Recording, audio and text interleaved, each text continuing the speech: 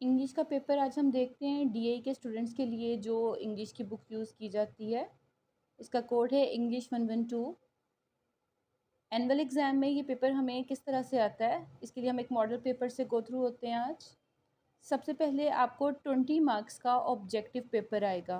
ठीक है, ये 20 मार्क्स की डिवीजन किस तरीके से हुई हुई अभी हम देखते हैं। सबसे पहले आएगा question number 1, select the words from the list and fill in the blank.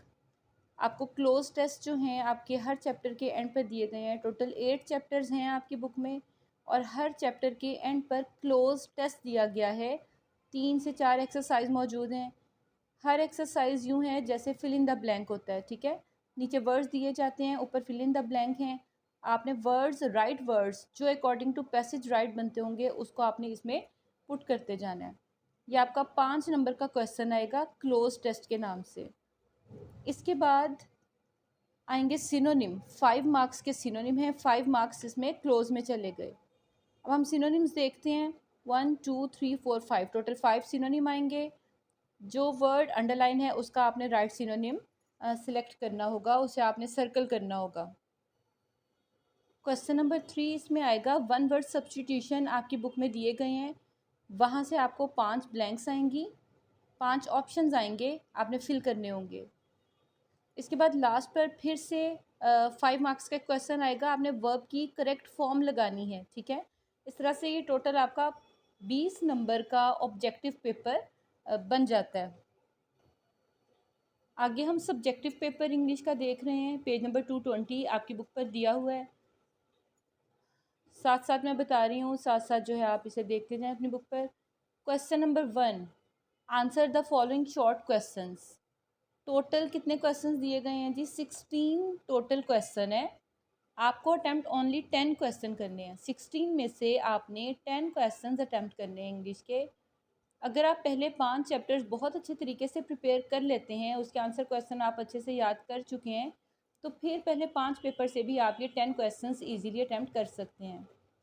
First 5 chapters के आपने आंसर क्वेश्चन भी करने हैं, लेकिन लास्ट वाले 3 तक आपने जाना है, वहाँ से आपने सिनोनिम और क्लोज टेस्ट लाजमी करना है। क्वेश्चन आंसर की प्रिपरेशन आप पहले 5 से भी कर लें तो भी आप अच्छा पेपर अटैम्प्ट कर सकते हैं। उसके बाद क्वेश्चन नंबर 2 आ जाता है जी, write an application to the district manager टेप्टा for the post of instructor. Application आ गई है, 10 मार्क्स की आपकी एप्लीकेशन है। Write an application to the district manager टेप्टा for the post of instructor. This is also very much important application. 2 applications आएंगी, आपको एक अटैम्प्ट करनी है। ठीक है, दूसरी एप्लीकेशन आ रही है, write an application to the principal of your college for full fee concession. दोनों एप्लीकेशन में से एक एप्लीकेशन करना बहुत ज़रूरी है। क्वेश्चन नंबर 3 आ जाता है, write a letter to a firm placing an order, या फिर write a letter to a firm complaining the supply of defective goods. इन 2 लेटर्स में से आपको एक लेटर करना है। 2 एप्लीकेशन है, एक एप्लीकेशन ज़रूर करनी है।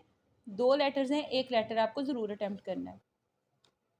एप्लीकेशंस जो हैं आपने पहली 2 की हैं और नंबर 4 वाली एप्लीकेशन की है, आप उसी हिसाब से करें। लेटर फर्स्ट 3 आपने किए हैं तो फर्स्ट 3 ही करें। क्वेश्चन नंबर 5 आ रहा है हमारे पास, attempt any 2 parts of the 3। इसको आपने थोड़ा सा टेक्निकली ज़रा समझना है।